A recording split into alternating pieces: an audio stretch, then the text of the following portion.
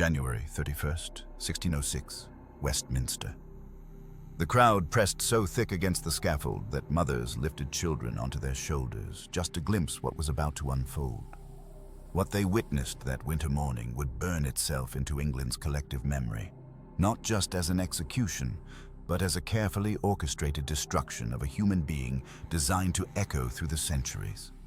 The man they dragged to the platform could barely stand. Days of torture in the Tower of London had shattered his body so completely that guards had to support him as he climbed the ladder. This broken figure was Guy Fawkes, and in moments he would endure a death so barbaric that even hardened soldiers in the crowd would turn away. But here's what history often forgets to mention. The physical agony Fawkes was about to experience was actually the merciful part. What the authorities had already done to him, and what they would continue doing to his memory, reveals something far more disturbing about power, fear, and the lengths a government will go to erase not just a man, but an idea. Guy Fawkes wasn't supposed to be the one remembered. He was just one of 13 Catholic conspirators who planned to blow up Parliament during its state opening, when King James I, his family, and most of the Protestant aristocracy would be assembled in one place. 36 barrels of gunpowder sat beneath Westminster, enough to reduce the entire building to rubble and reshape England's destiny in an instant.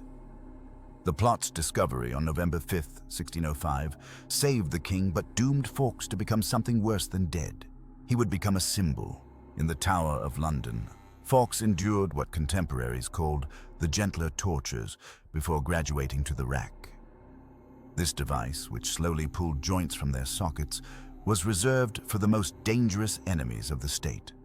Sir William Ward, the Tower's lieutenant, recorded that Fawkes was put to such torture as was fit. A chilling understatement. The rack didn't just break bodies, it systematically dismantled them. First came the sensation of muscles tearing like wet paper, then the sickening pops as shoulders and hips dislocated. Finally, if the torture continued, the spine itself would begin to separate. Victims often passed out from pain, only to be revived and stretched further. We know the extent of Fawkes' suffering from a single piece of evidence: his signature. Before the torture, he signed his name with a steady, educated hand. Guido Fawkes. After days on the rack, his final signature is barely human, just 8 shaky letters that trail off into nothing. The transformation between these two signatures tells us everything about what happened in those stone chambers. But physical torture was merely the prelude. On that January morning, Fawkes faced the prescribed punishment for high treason, to be hanged, drawn, and quartered. This wasn't simply execution, it was theatrical annihilation. First, he would be hanged until nearly dead, then cut down while still conscious. His genitals would be sliced off and burned before his eyes. His belly would be opened, intestines pulled out and thrown into the fire, while he watched. Only then would death come, followed by beheading and the quartering of his corpse. The medical reality is almost unimaginable. The human body can remain conscious through shocking amounts of trauma. Shock might offer some protection, flooding the system with endorphins, but contemporary accounts describe victims remaining aware through most of the disemboweling.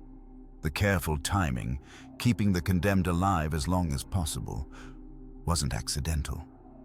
It was the point. Fawkes, however, would cheat the executioner of his full performance. Whether by accident or final act of defiance, he jumped from the scaffold ladder with the noose around his neck, breaking his neck instantly. The crowd, denied their complete spectacle, watched as the executioner carried out the rest of the sentence on a corpse. Even in death, Fawkes couldn't escape the ritual destruction. His head was set on a pike above Westminster Hall, his quartered remains distributed to the 4 corners of the kingdom. Yet something extraordinary happened. The very brutality designed to erase Guy Fawkes instead immortalized him. November 5th, 1605.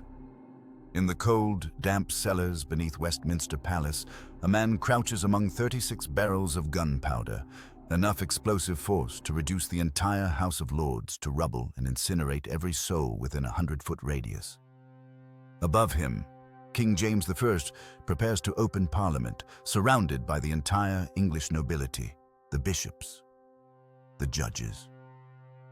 In minutes, they will all be dead. England will be decapitated in a single catastrophic instant.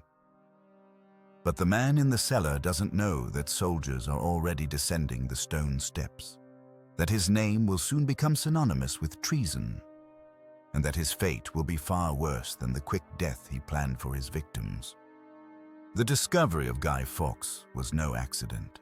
It was the culmination of a conspiracy that had been unraveling for days. On October the 26th, an anonymous letter had arrived at the home of Lord Monteagle, warning him to stay away from Parliament. "They shall receive a terrible blow, this Parliament," the letter read, "and yet they shall not see who hurts them." Monteagle, whether out of loyalty or self-preservation, immediately took the letter to Robert Cecil, the king's chief minister. Cecil, that master of espionage, who had inherited his father's network of informants, recognized the implications instantly. He had long suspected Catholic extremists were plotting something momentous. What Cecil uncovered over the following days was a conspiracy of staggering ambition. 13 men, bound by their Catholic faith and their fury at James I's continued persecution of their religion, had spent 18 months planning the complete annihilation of Protestant rule in England. Led by Robert Catesby, a charismatic gentleman who had already been imprisoned for his involvement in the Essex Rebellion, these conspirators had rented a house next to Parliament and painstakingly tunneled toward the foundations.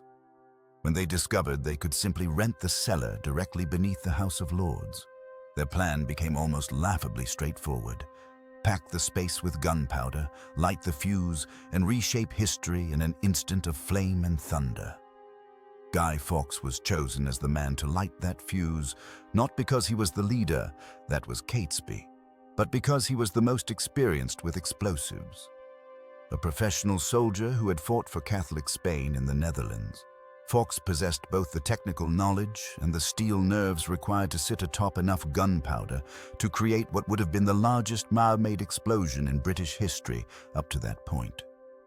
Contemporary accounts describe him as tall, with reddish-brown hair and a flowing moustache, a man of few words but absolute conviction. He had adopted the alias John Johnson and posed as a servant to another conspirator, all while carefully maintaining the stockpile that would obliterate the Protestant establishment.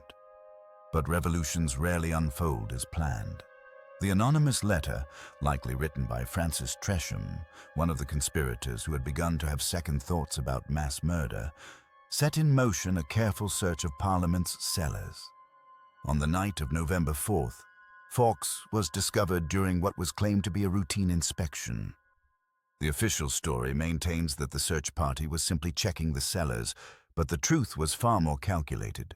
Cecil had orchestrated the timing perfectly, allowing the plot to advance far enough to ensure maximum evidence against the conspirators, while preventing actual catastrophe. When the soldiers found Fawkes, he was dressed for travel, carrying a watch, slow matches, and touchwood, everything needed to create a delayed fuse that would allow him to escape before the explosion. The sheer quantity of gunpowder shocked even hardened soldiers. Had it detonated, the explosion would have killed not just the king and Parliament, but hundreds of innocent servants, clerks, and bystanders. The medieval Palace of Westminster would have been utterly destroyed, along with Westminster Hall and Westminster Abbey. It would have been terrorism on a scale England had never imagined, making the political assassinations of the past seem almost quaint by comparison. The Gunpowder Plot hadn't just failed. It had been transformed from an act of rebellion into the ultimate proof of Catholic treachery, exactly as Cecil had hoped. The cellar beneath Westminster Palace reeked of gunpowder and damp stone. In the early hours of November 5th, 1605, as Guy Fawkes crouched among 36 barrels of explosive powder, enough to obliterate Parliament, the King, and every lord in attendance, torchlight suddenly flooded the darkness. The man who called himself John Johnson had been discovered, and within moments, rough hands seized him, dragging him from his apocalyptic vigil into a nightmare that would make death seem merciful. They found him fully dressed, booted and spurred as if ready to flee, carrying a pocket watch, an unusual luxury for a supposed servant, and touchwood for lighting fuses. When questioned by the arresting guards, Fawkes maintained an almost supernatural calm. Asked what he was doing with enough gunpowder to reduce Westminster to rubble, he reportedly answered with chilling directness. He meant to blow the Scottish king and all his Scottish lords back to Scotland. Even in capture, defiance burned in his eyes. Within hours, Fawkes found himself in the Tower of London, that ancient fortress where the stones themselves seemed stained with the agonies of countless prisoners before him. King James the shaken by how close he had come to annihilation, personally oversaw the interrogation orders. The king's instructions were explicit. They were to use the gentler tortures first, gradually escalating if the prisoner proved obstinate. In the language of the Tower's professional torturers, this meant beginning with the manacles before progressing to the rack. The manacles were deceptively simple. Iron gauntlets that suspended a prisoner by their wrists, leaving them hanging for hours until shoulders dislocated and circulation ceased. For 2 days, Fawkes endured this agony without breaking. Tower records show he gave only his alias and admitted his intention to destroy Parliament, but refused to name his fellow conspirators. His interrogators marveled at his resolve.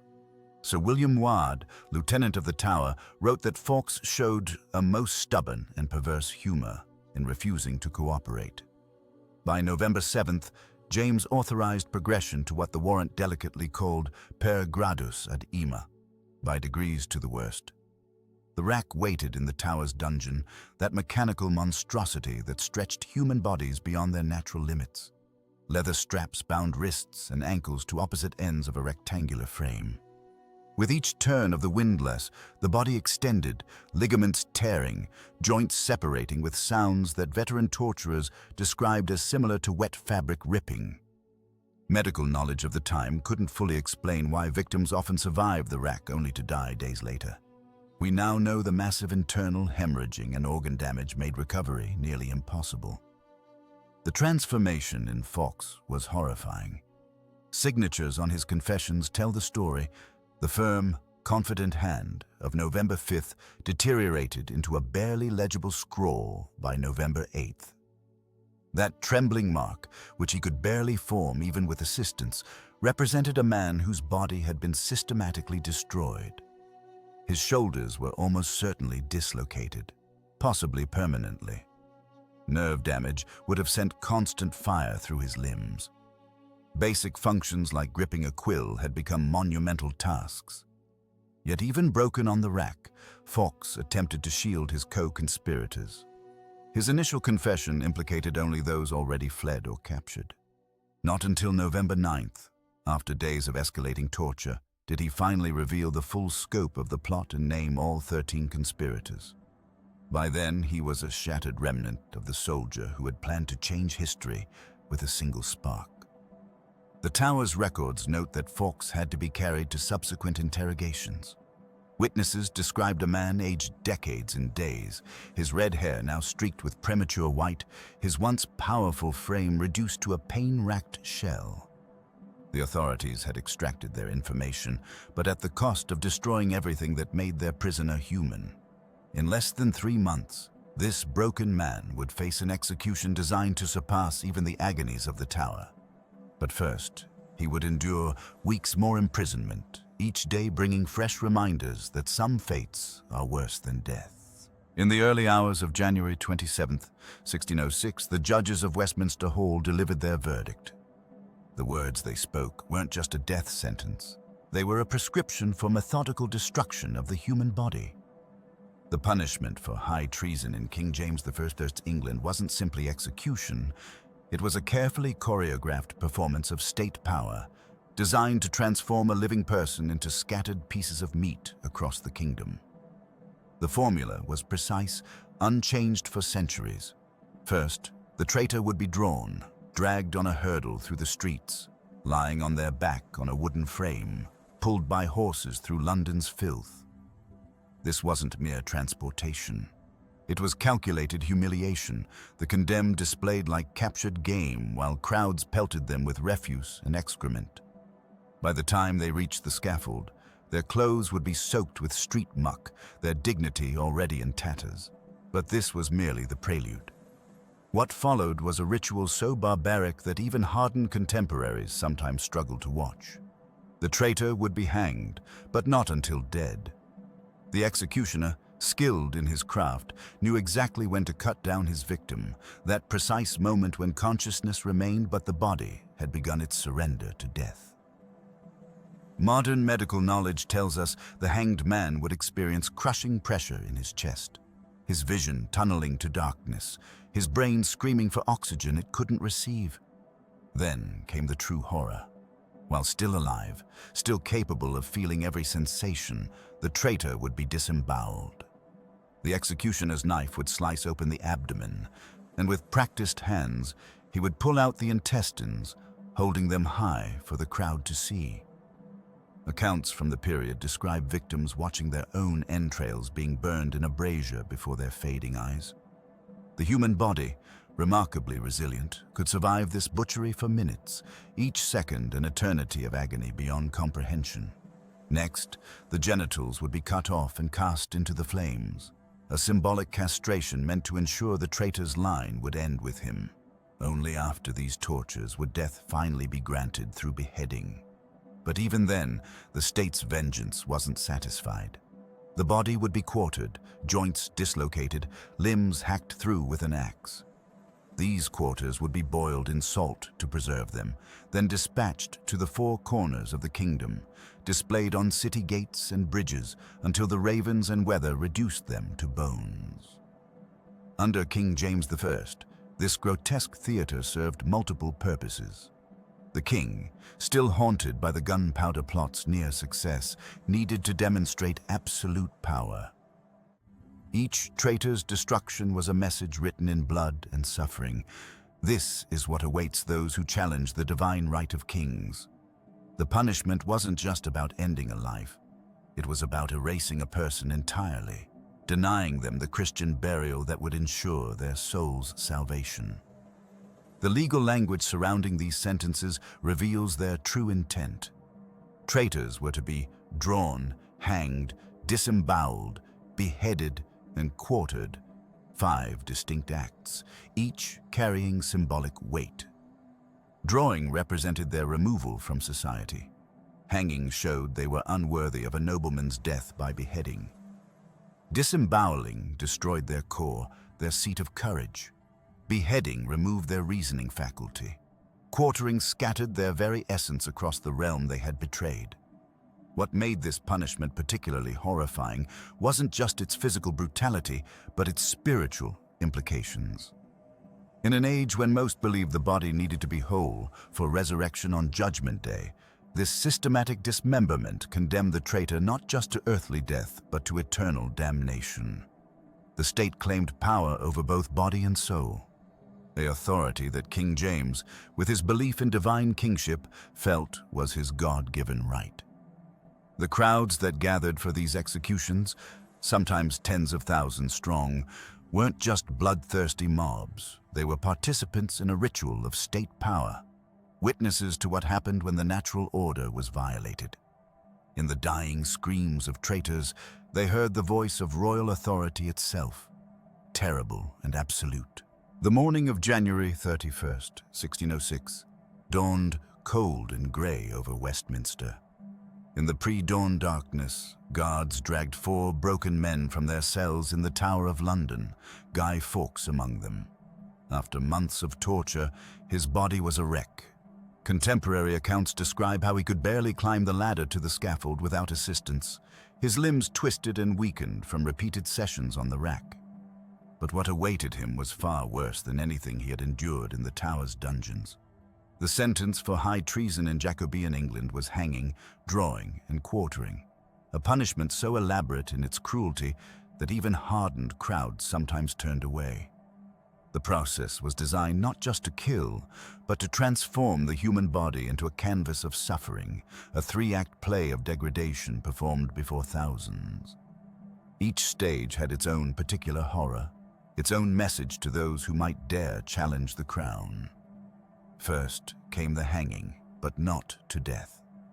The condemned would be suspended by the neck just long enough for the crowd to watch them struggle, their faces turning purple, their legs kicking desperately in the air.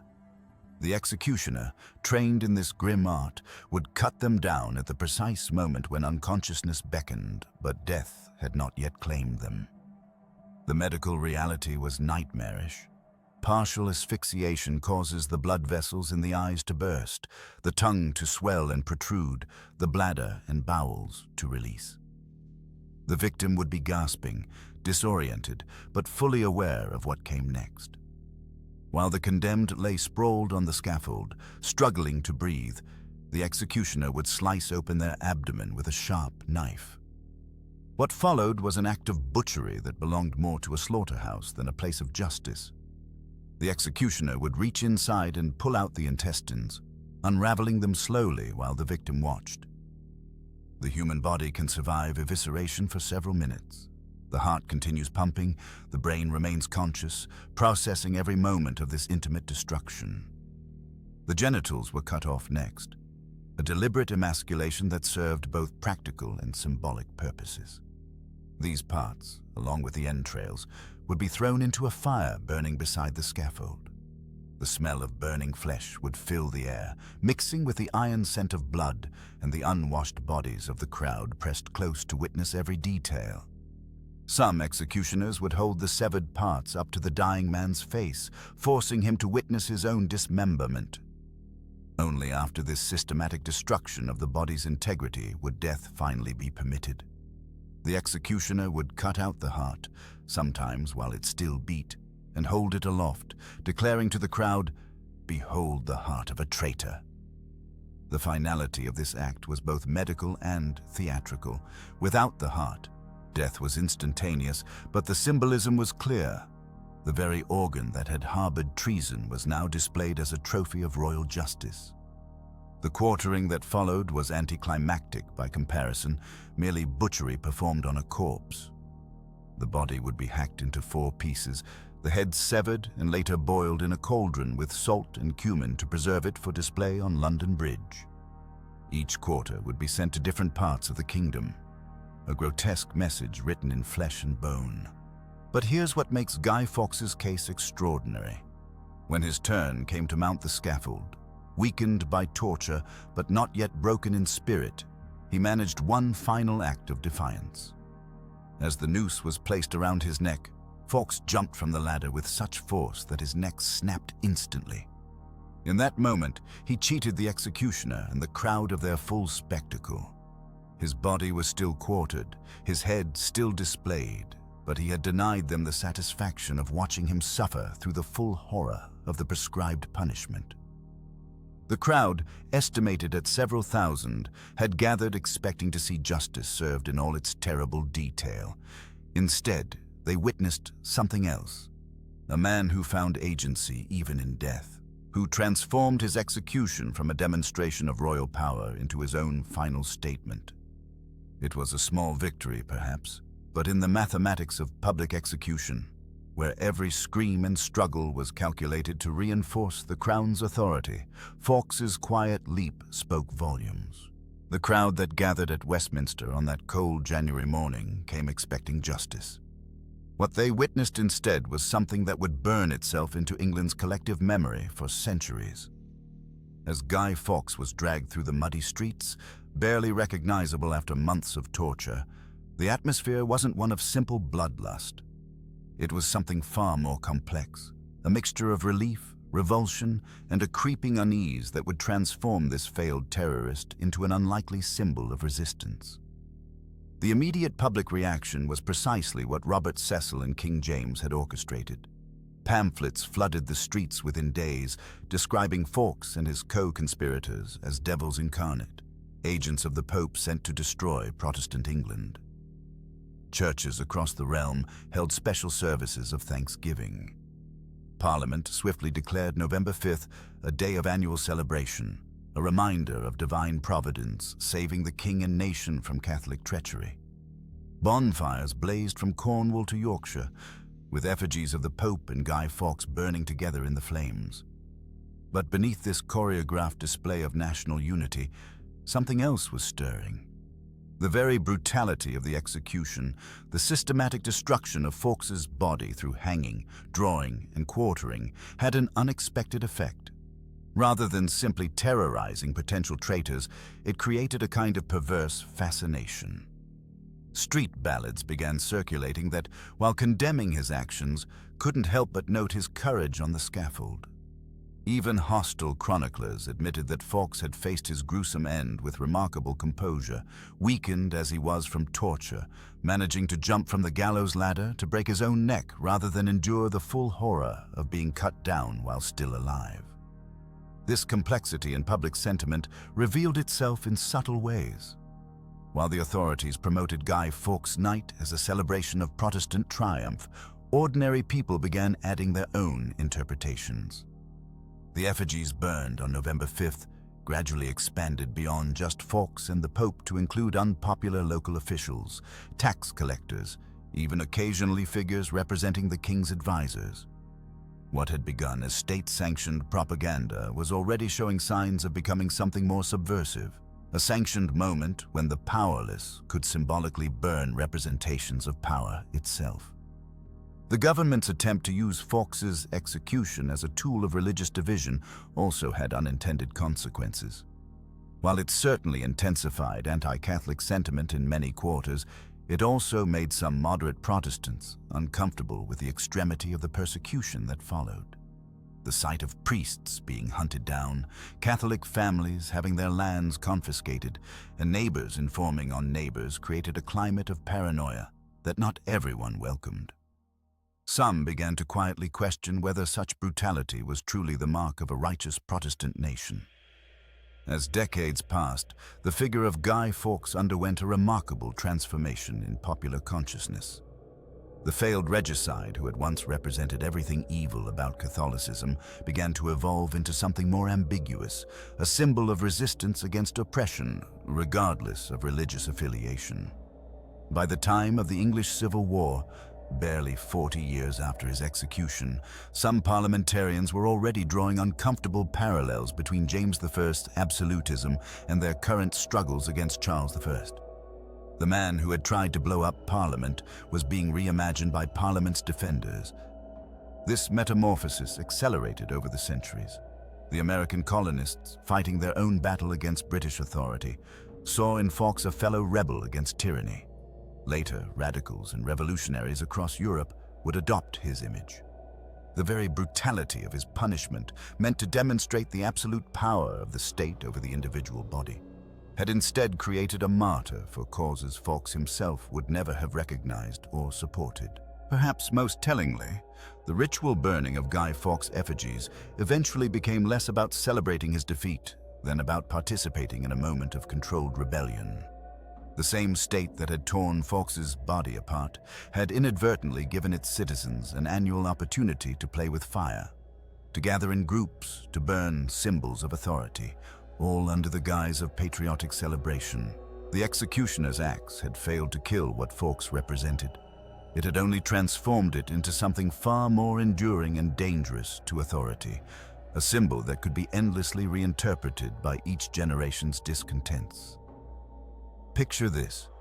Every 5th of November, millions of people around the world set fire to effigies of a man who died over 4 centuries ago. Children chant rhymes about his failed plot. His face, or rather, a stylized version of it, has become the universal symbol of rebellion, worn by protesters from Occupy Wall Street to the Arab Spring. Guy Fawkes, the failed terrorist who was tortured into confession and brutally executed, has achieved a kind of immortality that would have been unthinkable to those who watched him die on that cold January morning in 1606. The transformation began almost immediately. Within weeks of the failed Gunpowder Plot, Parliament passed the observance of 5th November Act, mandating annual Thanksgiving services for the king's deliverance. What started as enforced celebration of royal survival evolved into something far more complex. The bonfires that were meant to celebrate the monarchy's preservation became occasions for ordinary people to express their own grievances. Protestant crowds burned effigies of the Pope. Later, during times of political upheaval, the flames consumed representations of unpopular politicians. The state had created a ritual it could no longer fully control. But here's where history takes its strangest turn. The man who had been systematically broken on the rack, who had betrayed his co-conspirators under torture, who had been denied even the dignity of dying by his own hand. This man became a folk hero. Not immediately, of course. For over 2 centuries, Guy Fawkes Night remained primarily an anti-Catholic celebration. Children would go door to door asking for a penny for the guy, collecting money to build their bonfires. The effigy they burned was a villain, a bogeyman meant to remind good Protestant Englishmen of the papist threat. The rehabilitation of Fawkes's image began in the 19th century, as religious tensions eased and romantic nationalism flourished. Writers began to reimagine him not as a religious fanatic but as a man of principle, willing to die for his beliefs. The 1841 novel Guy Fawkes by William Harrison Ainsworth portrayed him as a tragic figure, driven by noble if misguided motives.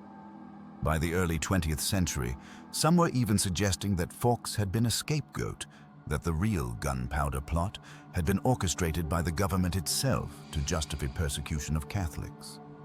Then came V for Vendetta.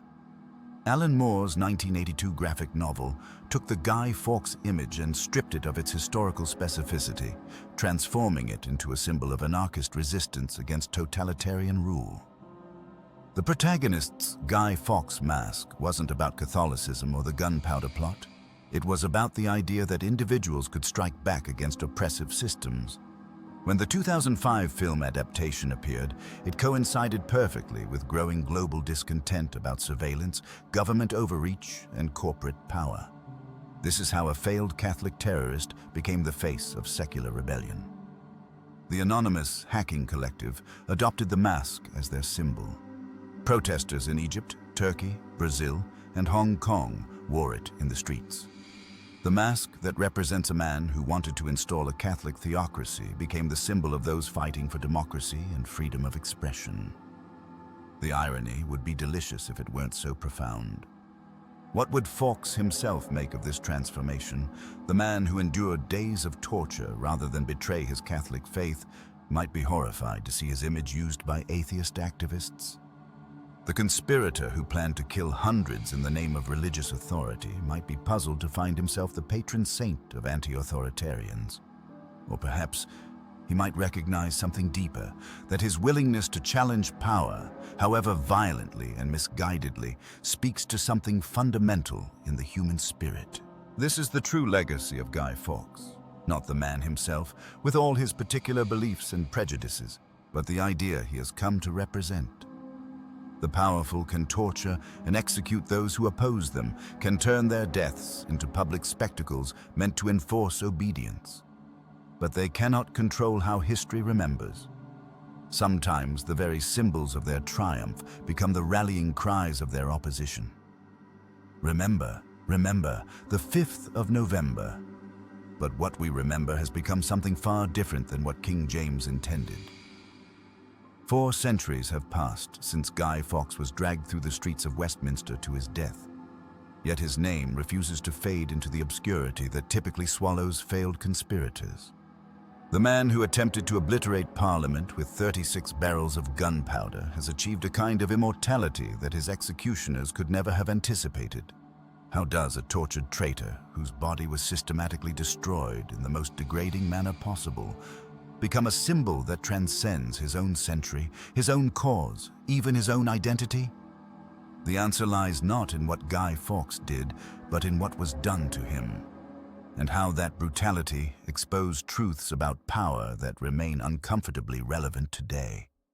When the state chose to make Fawkes an example through torture and public execution, They inadvertently created something far more dangerous than a martyr. They created a mirror. Consider the timing of his execution.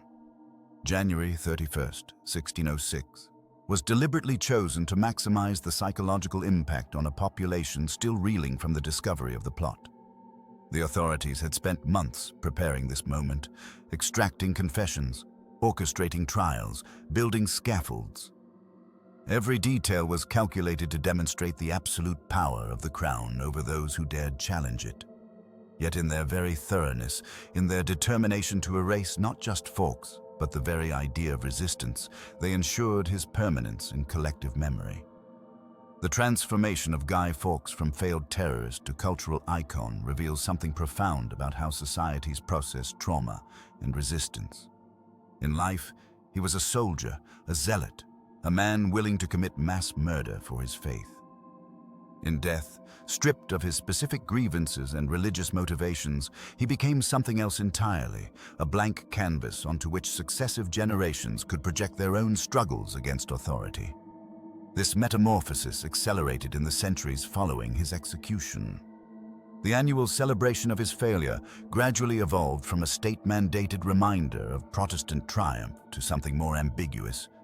Children burning effigies on November 5th were ostensibly celebrating the preservation of Parliament, yet the act itself, the ritual destruction of a human figure, carried undertones of rebellion that the authorities seemed unable to perceive.